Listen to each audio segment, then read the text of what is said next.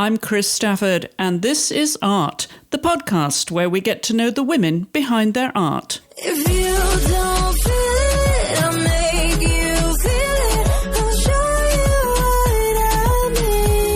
what I mean. If you don't feel it, I'll make you feel it. I'll bring you to your knees. If you follow me. My guest this week is Cammi Climaco, a ceramicist, multidisciplinary artist, educator, and erstwhile stand-up comedian based in New York. Cammi's art moves between performance, sculptural, and functional pieces, and ruminates on the history of women in ceramics, finding joy in unreachable places and ancient love poems. Cammi was born in Cleveland, Ohio in 1971, the youngest of 6 children. Her father, John Climaco, ran a printing press at a printing company in Ohio, and her mother, Wanda, was a homemaker who later cared for the elderly. Cammi received her BFA at Kent State University in crafts and her MFA in ceramics at Cranbrook Academy of Art. After college, Cammi spent some time in the corporate world, from waitressing to selling furniture and recruiting executives, none of which satisfied her. Eventually, her part-time teaching in ceramics led to her becoming a regular educator in her preferred medium. She has taught at the Pratt Institute of Art and Design and the 92NY in Manhattan, and currently also teaches at Brooklyn Clay. Cammi attended the pottery workshop residency in Yingdenzhen in China, and she also is the co-host of the Ceramics Podcast. Her work can be found in galleries and theatres in New York. Cammi lives in Queens with her partner, musician Crew Jones. Cammi, hi, welcome to the podcast. Hi, thank you so much for having me. This is such an honor, and I love your podcast so much. Well, that's very kind of you. And you are part of a really cool little group of artists there in New York, because you were nominated by your good friend Christian Joy. Yes. And you also know Michelle Im, who's also been on the show. Yes. So I feel like we're starting a club here, Cammi. I know it. I was like, oh, what's going to I'm like, who's going to be after this? Like, what's going to happen? Where is this going? It's awesome. I love it. Well, we're extending it further, beyond what people regard as conventional artists, because there are so many women artists in so many different disciplines these days that don't get the recognition they deserve. I want to say especially in ceramics, but I feel like that's really changed over the years. Like, I think women are really like running ceramics now. I want to think that. Yeah, I think people are starting. Yes, clearly. I mean, you do produce some beautiful, beautiful work, which is a little bit unusual. And I like that uniqueness of your artwork, which we will share through the show notes with this episode. As our listeners will know, you can go and find Cammi's work after you've listened to the podcast. But Cammi, let's start with it all beginning now, because you are full-time. You were telling me you have 3 teaching studios there in New York. You are one busy lady.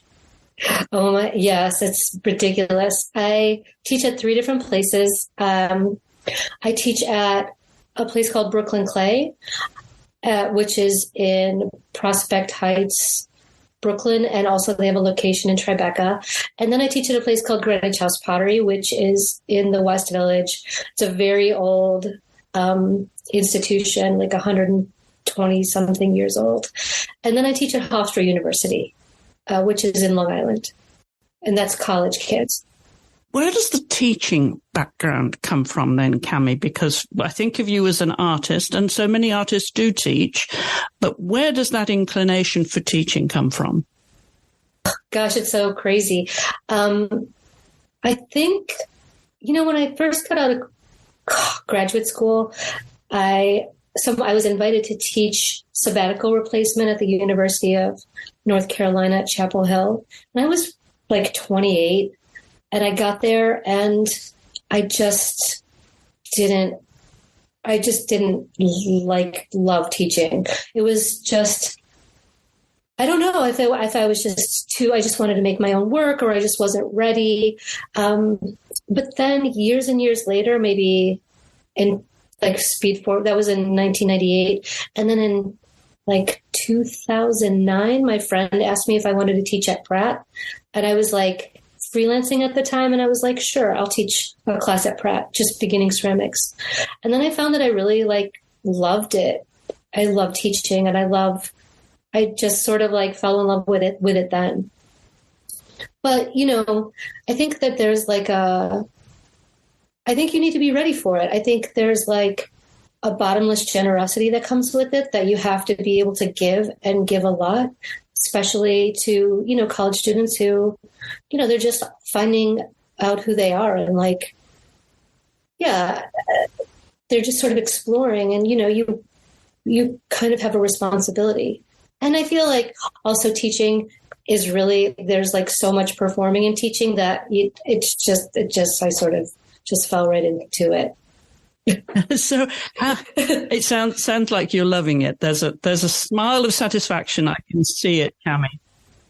Yeah, I do love it now. Yeah. I mean, of course it has its ups and downs where you're just like, oh my God, like what is happening?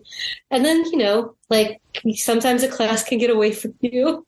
Like a whole class can get away from you, and then you kind of have to try to get it back, or just be like, all right, I'll get them next time. So yeah, but so it's really, really hard. It's really, really draining. But yes, I love my job. I love it. How do you divide your time then between your own artwork and teaching? That's a great question. I usually try to spend I have off maybe 1 day a week or 2 days, a whole day. I try to pack on with all the teaching in a couple days.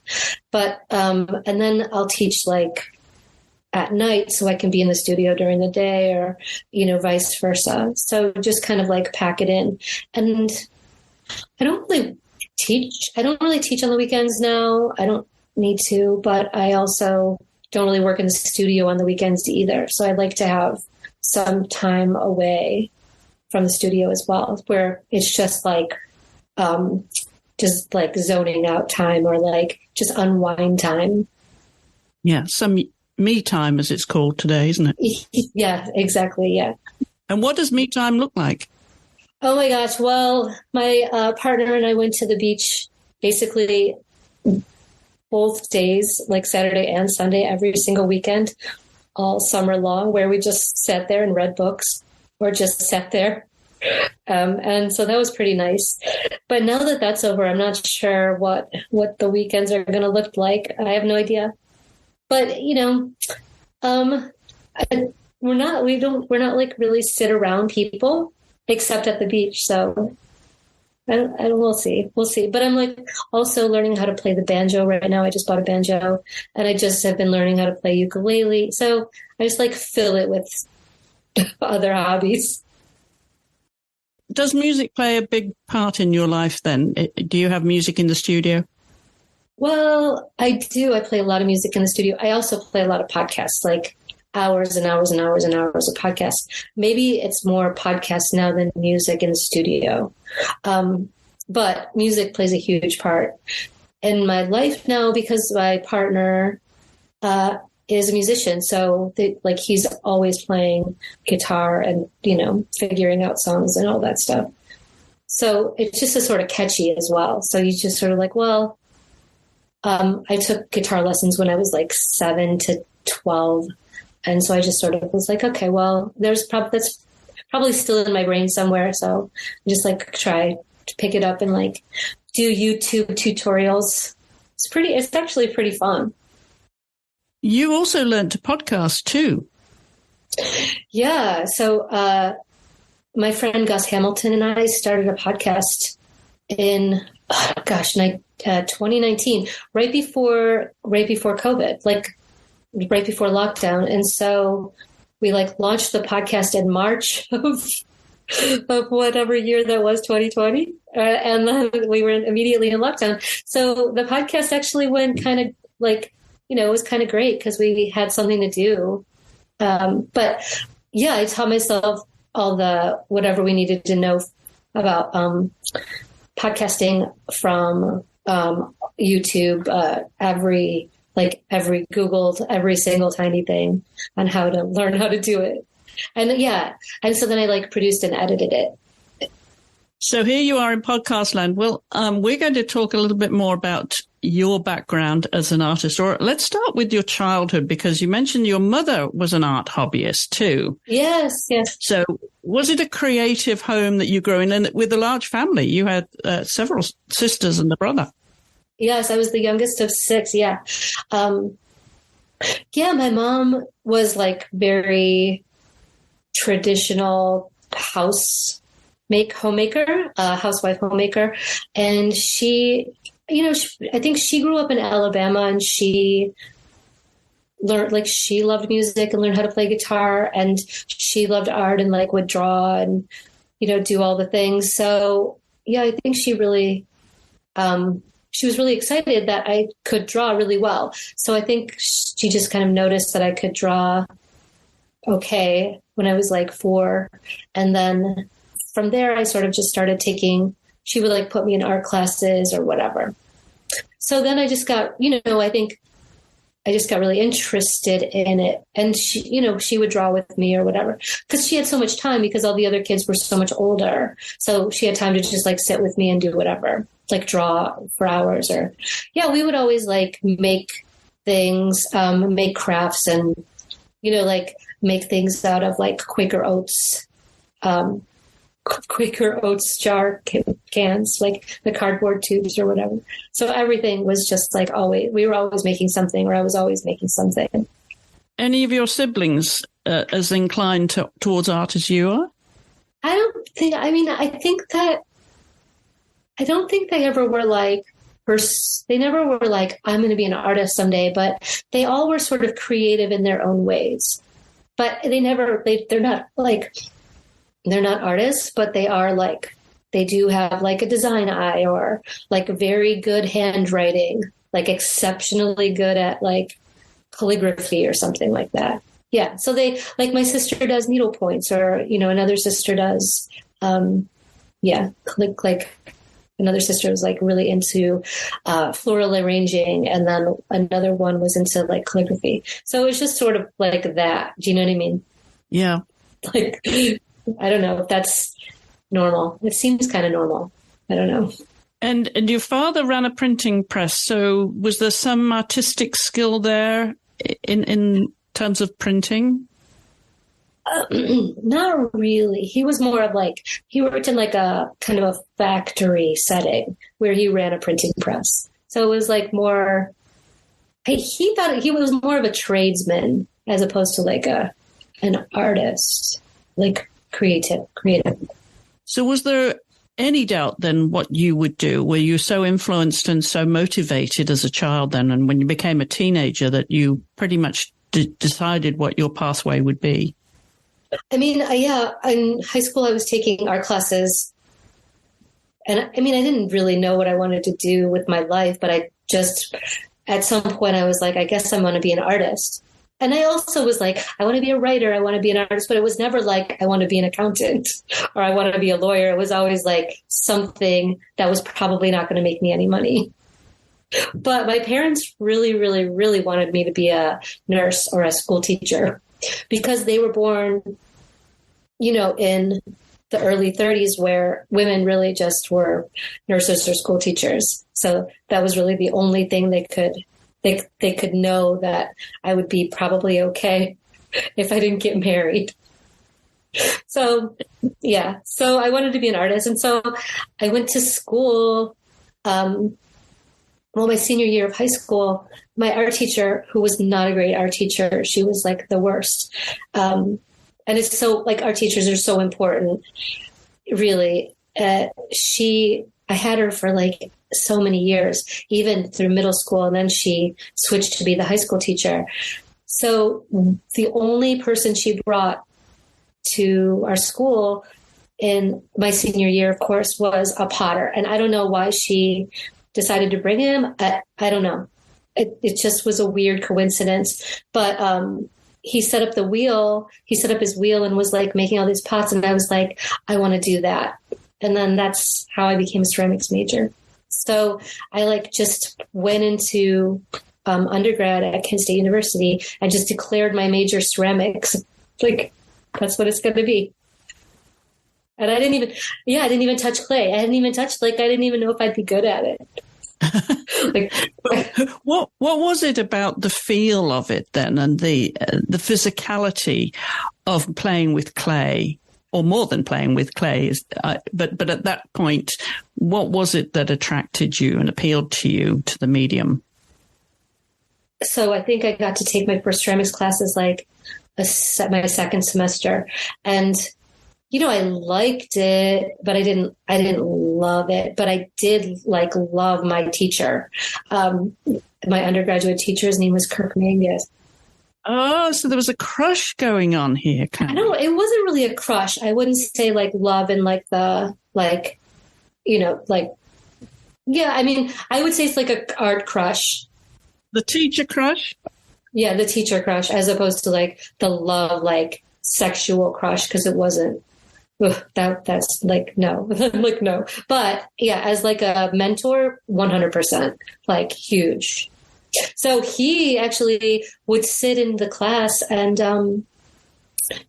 read us poetry and talk to us about about life and, how to be an artist, which was actually more important to me than what I was actually making, which wasn't even that great my first semester. Or second or third. But, the more you do it, the better you get at it. So it kind of got better. What kind of things was he sharing with you that impressed you about being an artist? I think, it was more how to think like an artist, what to look at, what to read, what's exciting, what is bad, who he respected as an artist. And he was cool. He was so cool. He just had this I don't give a fuck kind of attitude, but loved being there, loved being a teacher, loved making art. And he would be in his studio just working on his pieces, and just watching him do that was really fantastic and exciting. And his studio was in the middle of our ceramic studio, his personal studio. So you would just see him working all the time. And he was really generous with his time. You could ask him anything at any time, and there was no an on-off switch where he wasn't available to you. So what were your biggest takeaways then? As you said, art teachers, they really do leave an impression. They're really important. Definitely, yeah. In guiding you down your career path. So what would you say are your biggest takeaways that you're now sharing with your students? That's so the funny part is, I was a terrible, terrible student. I was just I was really maybe very immature and not really ready. I shouldn't have gone to college. I should have right out of high school. I should have just waited until I was a little bit, had it together a little bit more. But I did. So I can't take that back. So I think with my students, I try to get them to just be mindful of what they're doing. And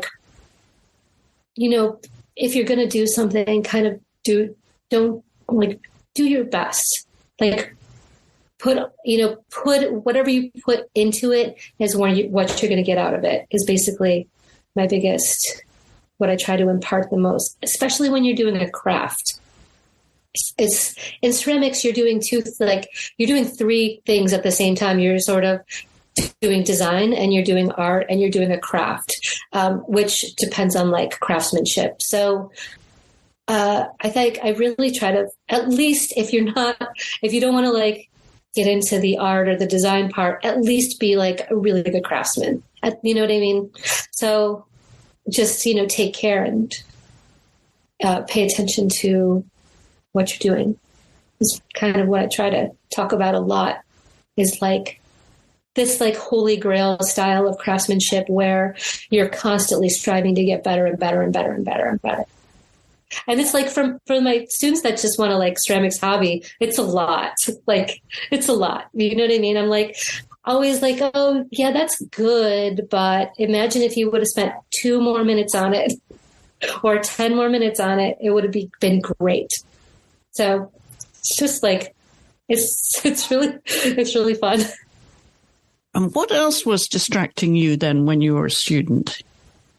Oh my God. Well, I think because I was in such like I grew up in a really, really, really small town. Like my high school only had 200 people total in grades 9 through 12. And there were only 60 kids in my graduating class. So when I got to this like college with 25,000 people, I was just like, it was like being let loose on the world. Like I just wanted to like meet everybody and like see everything and go do everything and just all those things except go to class. Like I wanted to do everything except go to class. So it was, I also maybe had a little bit of undiagnosed ADD or ADHD. Just now I think I probably had a pretty short attention span sitting in class for like lectures. But yeah, I loved college. I just didn't but I loved the art classes. So I should have really gone to art school, like art, you know what I mean? Like a Institute of Art or something. Was there anything else? Are there any other subjects that you enjoyed in school, in drama or sports or anything? Not specifically, but I was a crafts major. So I would take like glass blowing classes and fiber arts and metal, like jewelry and metalsmithing, aside from ceramics. So anything like that, I was all in. Like jewelry, I loved it. Glass blowing, loved it. Fiber, I was like, okay, but yeah, glass blowing and jewelry, I was just like totally like all in. Like at some point, I probably would have. I don't know if I would have stayed in ceramics. I have no idea. But what also happened was I went to exchange. I went on exchange to Nova Scotia College of Art and Design because my teacher knew the ceramics teacher there, and thought that would be a good place for me to do my exchange program year, like that semester. So I went there, and I didn't love my ceramics teacher, which was not the ceramics teacher my teacher wanted me to take. It was a different teacher. He was very, it's just a little stiff, and there wasn't a lot of space for me. So I didn't do well in that class, but I had taken another class with this teacher named Gary Kennedy that was a bookmaking class. And then he was a fluxus artist. And then I just fell in love with that. So after that semester on exchange, I went back to Kent State, and I was just going to switch my major to sculpture. But my ceramics teacher was like, hey, I didn't see you on my roster, so I just went ahead and signed you up. And I was like, okay, I'm not going to get out of ceramics easily. So yeah, so I did fall in love with fluxus art and kind of text-based art as well. But the sculpting and the glasswork, maybe, is that in your future, do you think? You might turn to that at some point? God, I have no idea. I have no idea. That's a great question. I hope I don't get into glass blowing, but maybe it's just something that you have to have a glass studio to do. Do you know what I mean? So you always have to go to that glass studio. Yeah. So it's not something you would just do on your own in your own studio. Yeah. It's a big undertaking, isn't it? But I know many artists, they just would like to try something else, have a go at it, and, continuing to grow and explore different mediums. And I almost feel that's in you, that you've had a taste of it, and there's things that you still could do. Yes. I mean, back in 2010, 2010, 2011-ish. My friend, I was having dinner every weekend at my friend's house. He would like have a dinner party and the same people would be there almost every week. And my friend David Kreb and I would just be making jokes through the whole thing. Like, I don't know, just like ridiculous, just sort of like making fun of this or like make like really like quips. And so I was like, or we both were like, we should take a stand-up comedy class. And so we took the stand-up comedy class, but we didn't, it wasn't stand-up comedy, it was storytelling. Because he was like, this guy from the state, that this like comedy troupe, the state was teaching storytelling. And so we took the storytelling class and, you know, we sort of just like loved it. And then that turned into 4 years of us like performing and storytelling. And then, yeah, so I wouldn't be surprised if I switched mediums is what I'm trying to say. So, yeah, we had a storytelling show, like a monthly show, and we had a podcast, and yeah, it was like pretty crazy. And we were performing like 3 or 4 times a week. Was that improv? It wasn't improv. It was like really, truly like, it was like kind of the Moth style storytelling. Oh, right. Yeah.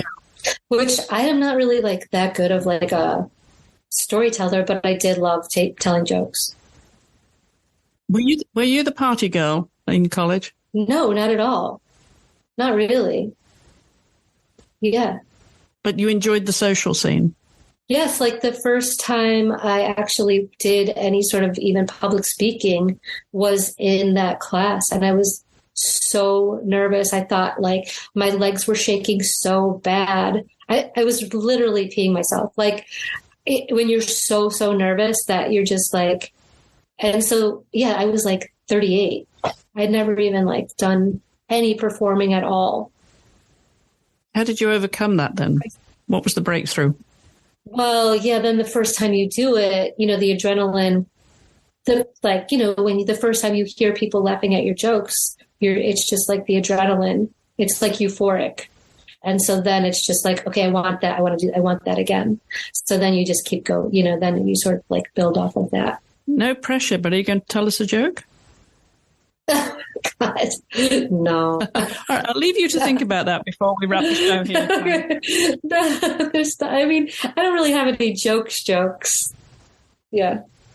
Oh, I do have one ceramics joke that I keep telling. I just want to be like a potter in the woods, like just with like 250,000 followers on Instagram. That's my ceramics joke.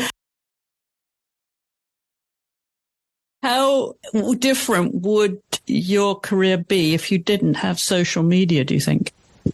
That's a great question. It's really, I find social media as like an artist, you know, when you're working alone in your studio. And yeah, I think there's a lot of people that are working alone in their studios, and it really just gives you a community and like a platform and just a way of like existing in this world as an artist. I like it. But there's also some like drawbacks about it too. For some, like if I'm like doing something on this pottery wheel, for example, like doing like a video of me being on the pottery wheel and then I put it on Instagram or like TikTok or something, I almost feel like that is the art. Like that's the piece. Like it's done. Like I don't actually need to finish it because that's what it is what it is. So it has like stalled me in a lot of like completing pieces, but I've kind of eased up on it and like really refocused. Just like on posting, like posting. So on like creating content really. So, you know, also you have to like know kind of who you are in that space. Like, are you a content, like, do I want to be a social media content creator, or am I an artist that is trying to make objects that exist in the world, or like what am I doing? And I think when you're working in something like ceramics, that's like this ancient thing. This like, you know, when you're doing sort of an atavistic action where you're doing something. And who knows if like, and I've thought about it a lot, like, do we even need to do ceramics? Like, why are we even doing it? I mean, I think about it a lot. So, I mean, it's just such a weird, like, tech thing is that you're just like performing for this like audience, your audience of your followers, and then you're also doing this thing that is like really creating objects like that last thousands of years. So it's these two different, really crazy, disparate things. I don't know what the answer is, but. You've mentioned that word a couple of times, performing to your students or performing to your audience in some way. Yeah. Where's the satisfaction for you in the work that you do, both as a teacher and as an artist? That's a great question. I mean, when my students when they kind of have like a breakthrough moment where they actually like set out to make a thing and they made the thing that they set out to make and they're so excited about it. That's like so, that's what like teaching is for, like that moment. Or, like, especially when you're like teaching beginning ceramics, when they like accomplish this thing that, you showed them how to do it. You've like coached them through it and then they do it. And you're like, it's just like this huge, like, yes moment. Like you did it. Like, it's so great. So I think that's like the most important thing about teaching. Yeah, definitely. Like look at this thing that you did. And I think, it's like, and like everyone in the class feels it, when one person is like, oh, and then everyone's like people clap. I mean, it's so fun. It's like such a great feeling for everyone. And probably as a teacher, you can assess students, their level of talent, their gift as an artist, and whether art has found them or they chose art. But I'm wondering if that was the case with you, whether you chose art or it chose you, because it seems like the perfect marriage. Yeah, I'm not sure. That's a good question. I think everyone does have a different level of what they want to accomplish or what they want to get out of their ceramics practice, specifically ceramics. And so you just sort of like take every student at like where they are. Do you know what I mean? So like there's always like little victories when you're working, especially on the pottery wheel.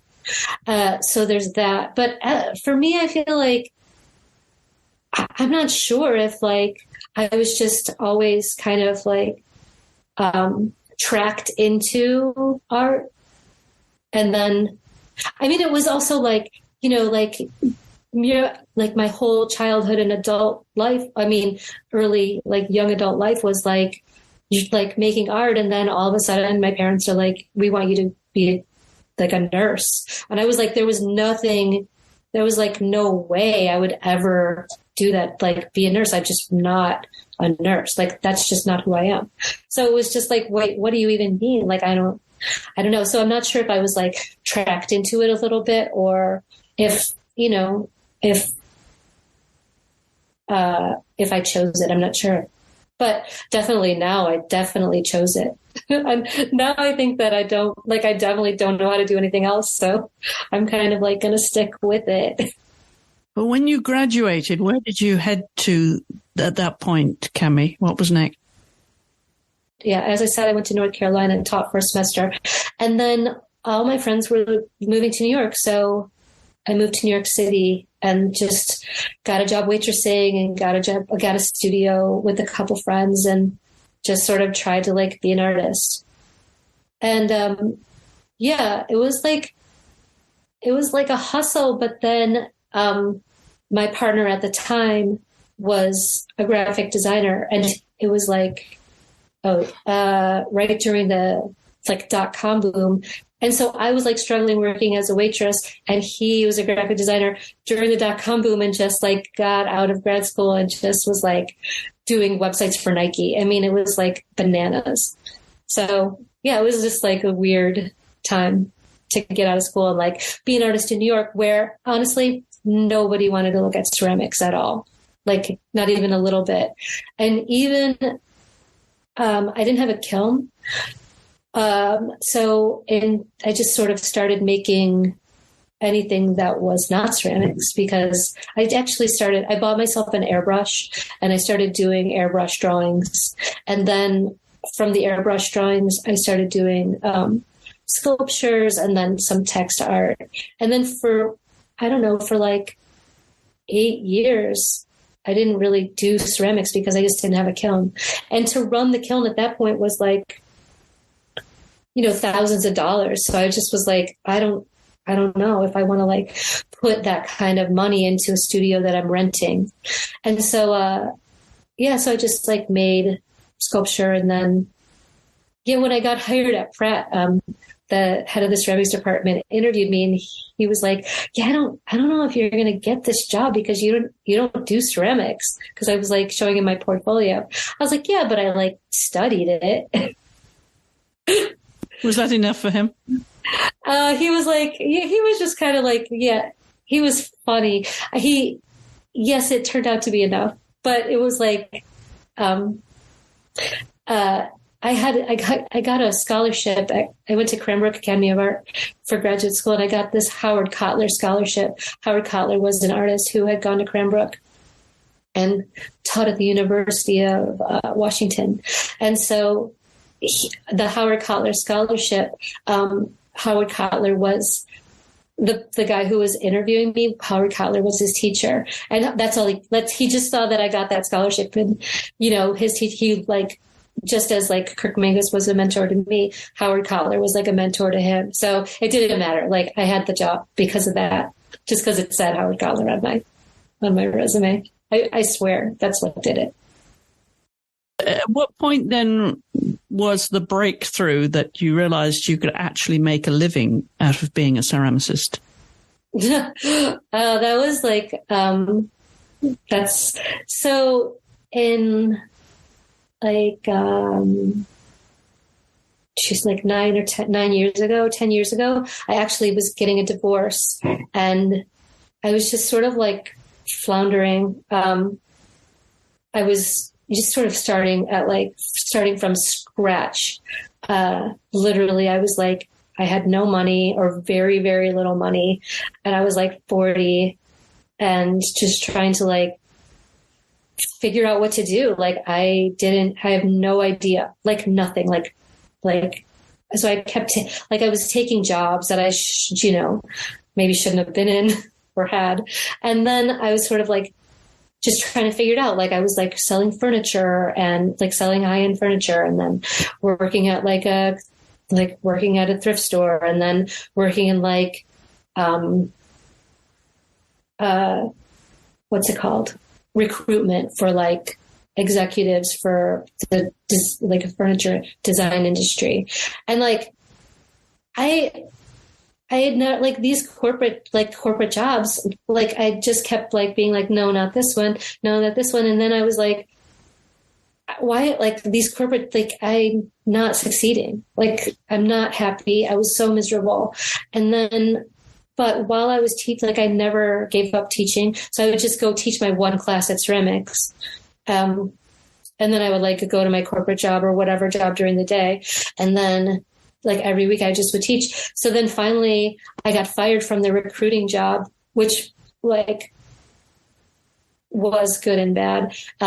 It was bad because like nobody wants to get fired, but it was good because it was like the best thing that ever happened to me. So I like realized like 100% I should not be in a corporate job, like sitting at a computer all day. Like that's just not who I am. But I was teaching. I still had this one night teaching, and the guy across from me, Gus Hamilton, was like, "Hey, they're opening a studio in Brooklyn Heights. I'm sorry, Prospect Heights, called Brooklyn Clay. Do you want to come teach there?" And I was like, "Yeah." So I was like, "Yeah, what else am I going to do?" So I was teaching there, and then they gave me another class, and then at the 92nd Street Y, I got another class, and so then it just sort of like it's kind of snowballed from there. But to be honest, like I hadn't even made ceramics for real. And so like so many years that, my teaching, like my ceramic skills were just sort of like, not great. So I just really even like really brushed up on that. And I just like became like the best teacher I could possibly be by like just reading every single book and like practicing. So that's kind of how it went. And you had the job security. I mean, there's really no job security, and there's no job security. Like you just kind of take classes as they come or give up classes that you can't teach because of your schedule. Like you try to make your schedule be the best. So, I mean, I'm a freelancer, so there's really no like, it's scary, but it is what it is. And in terms of your art, then you were developing your own style in ceramics. What were those influences, Cammi, for you?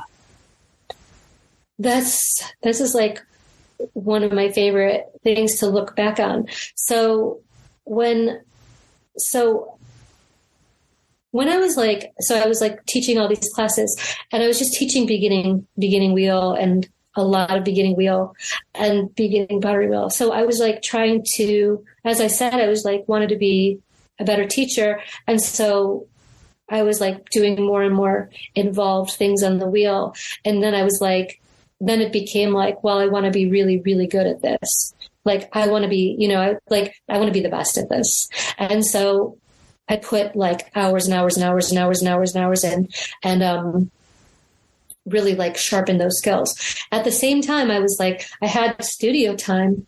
And so I was just like, I had no idea what to make or how to start making work after like 5 years of really not making anything. And then those 5 years, I mean, I was really doing a lot of like writing and performing and storytelling and stand-up comedy. And like, I would be doing a performance in a gallery, and I would be here or there, or in an art gallery, or I would be like in a theater or in a club, in a bar. Like it was just a wild ride.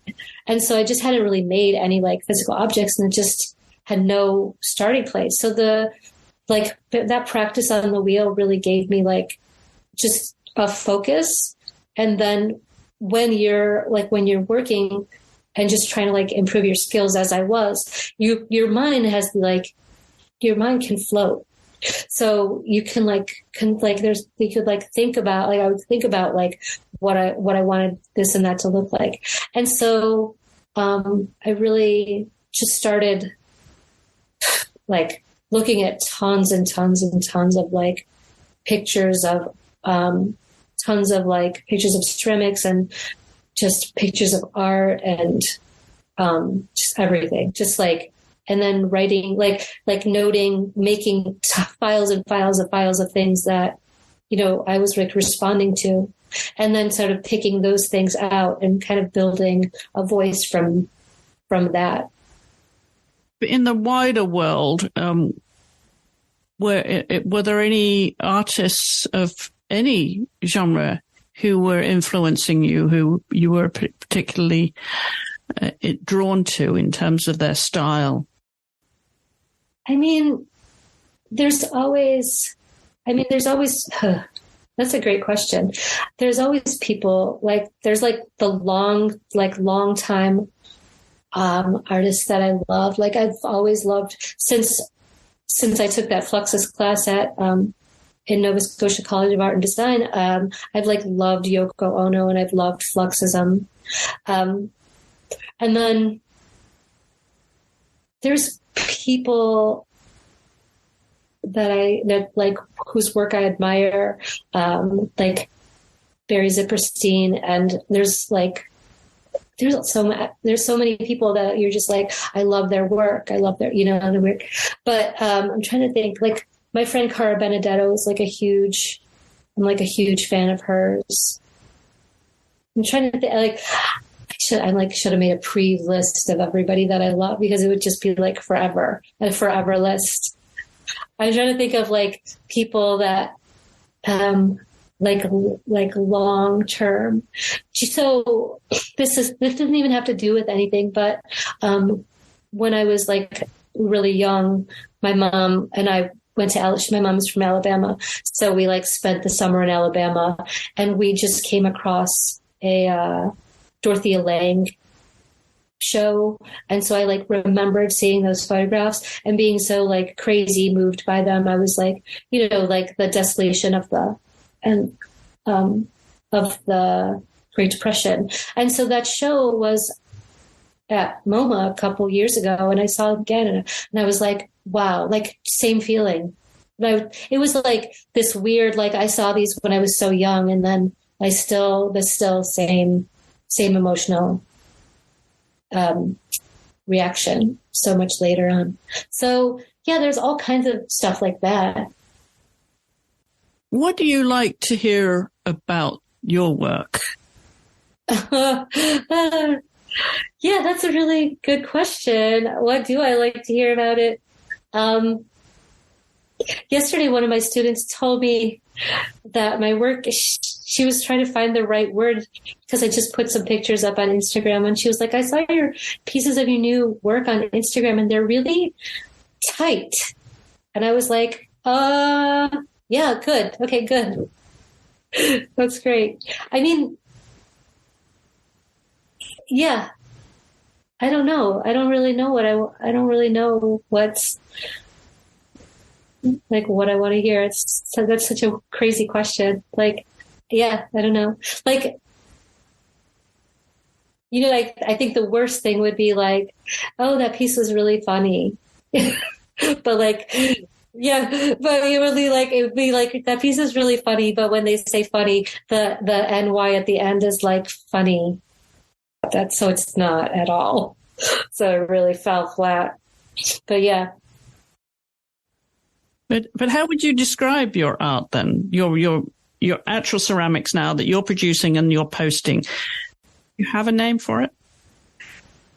Well, yeah, I mean, the work. So for the last 2 years, I've really been trying to like level up my craftsmanship, and I really haven't made that many pieces, right? So I've just been like, I would make the thing, like destroy it, remake it, destroy it, remake it remake it so many times until it's perfect.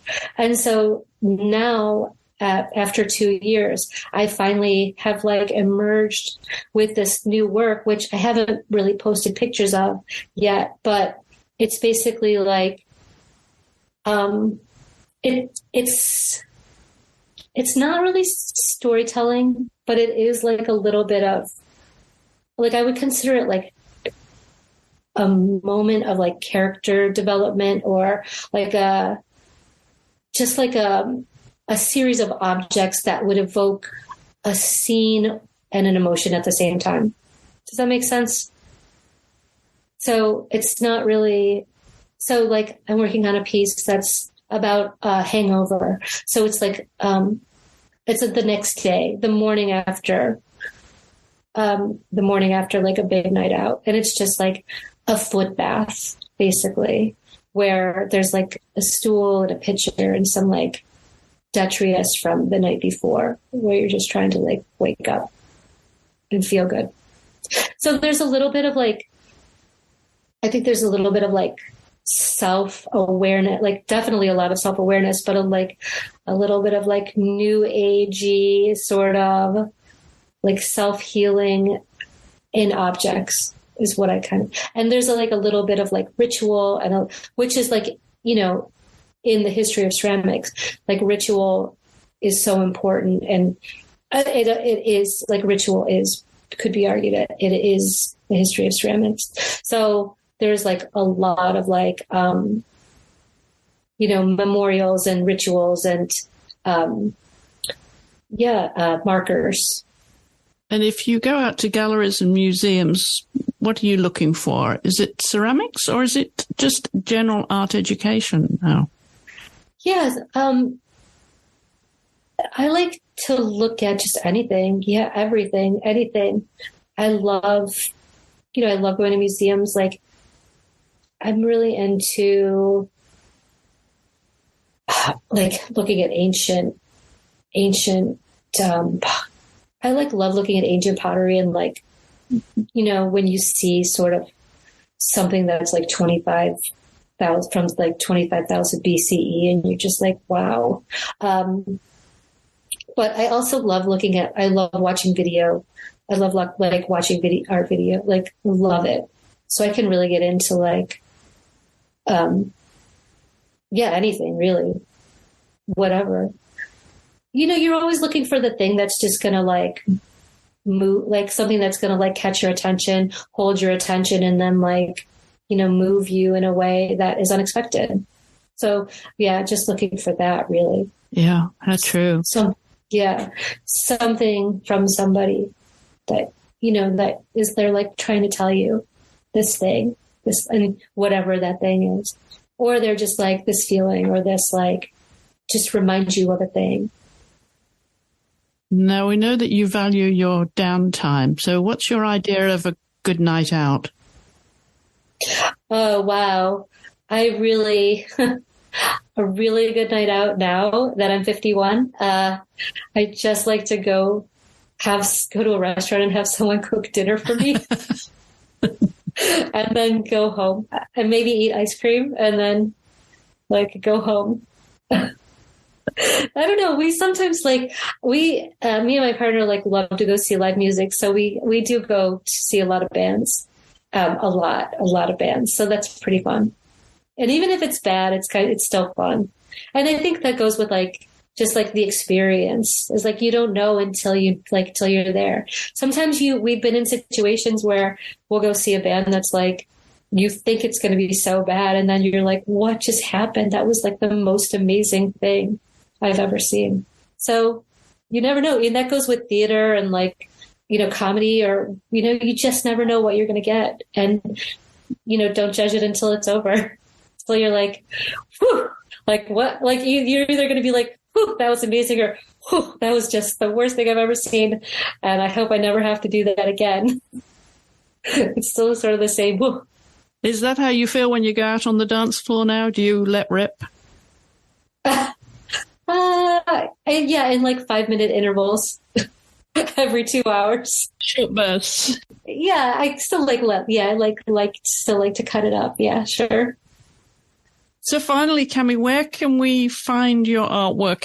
Is your work open in a gallery or a studio where people can visit? Yeah, that's a great question. Oh, yeah. So I think right now you can just go to my website, which is cammiclimaco.com, and then just check it out and see. I usually keep everything kind of updated on the website. And they can sign up for your courses. Oh, yeah. Yes. Also, yeah, and just follow like Instagram too. Just check out, because I'll always post like what I'm where and when I'm teaching. And what's next for you? Do you have a vision of where you're heading with all of your creativity?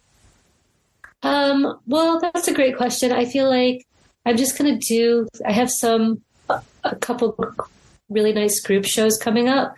So I'm excited about that. And I'm really excited to like get this new work out in the world. Honestly, it's like, I'm really excited. Like I'm really actually proud of the pieces that I made in a way that I don't think I've experienced before. So in my whole life. Oh, that's enormously satisfying. Yes. Yeah. I feel really good about it. Well done, you. Thanks. It's like it feels like a big deal. And can we find you doing more stand-up comedy? No, 100% no. Oh, okay. Okay. Maybe there's a little YouTube video there. After this, I'm going on YouTube and taking it all down. No, I don't know. No, I mean, yeah, I have the podcast. There's a bunch of jokes on the podcast. So, and remind everybody what the name of that podcast is. That's called the Ceramics Podcast. And we'll put links in our show notes, as always, to Cammi's social media, to website, and to the podcast. Cammi, thank you so much for coming on the show. Chris, thank you so much. It was like fun to be on the other side, and your questions are amazing, and I feel great. Thank you so much. And I hope you'll take a moment to visit Cammi's website. The link, of course, is in our show notes. and also a link to our social media. On Instagram, we're at the AART Podcast, that's art with 2 A's, where you can leave any comments, any questions, any suggestions for guests, because we would love to hear who you would like to hear from on the show. You can also leave us a rating and review on Apple Podcasts if you have a moment. We always appreciate that. Thank you again to my guest, Cammi Climaco, and to you for listening. I'll be back next week with another guest, so I do hope you'll join me then.